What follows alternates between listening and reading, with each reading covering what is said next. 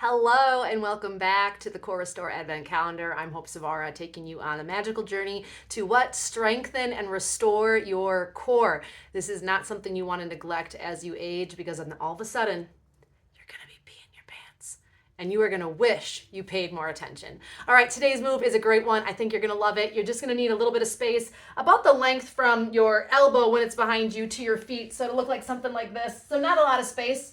And when we're working with our core, remember, we want to activate those pelvic floor muscles.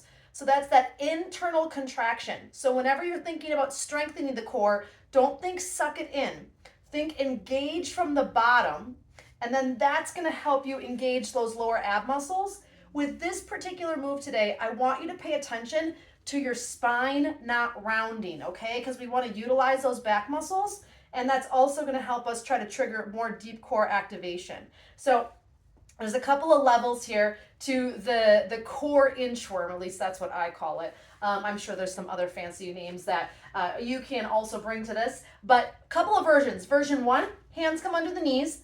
Again, I'm lifting through my sternum, my shoulders are down and back, my chin is level, and I'm engaging those deep belly muscles. If my core is weak, I usually start to round because I'm trying to use my pecs, I'm trying to use my hip flexors, I'm even trying to use my quads. So nice and long. I'm right on that fleshy shelf between my sitting bones and my tailbone. And so version 1 is I'm just going to come up to kind of a floating position, and as long as my arm is as far as I'm going to extend out. So you'll notice my torso is going slightly back, and I'm coming up. Now I have to think about it because it's not automatic to think engage pelvic floor. And you can probably do it without engaging the pelvic floor. But remember, doing the movement with the wrong muscles isn't going to get you the right results. So we want to think pelvic floor. We want to think deep core contraction, nice long spine. So version 1, we're only going to lengthen out and lean back as long as our arm is to hold that leg in place. More is not better. When you're working your core, it's like permission slips. I have to be able to do the movement correctly in order to pass go and do the next version of the movement. So I want you to try, set a timer. Can I do that for a minute? Can I do 10 on each leg? Whatever that is, set that minimum standard and do it well. And when you start to compromise the exercise, that's when you've kind of hit your max.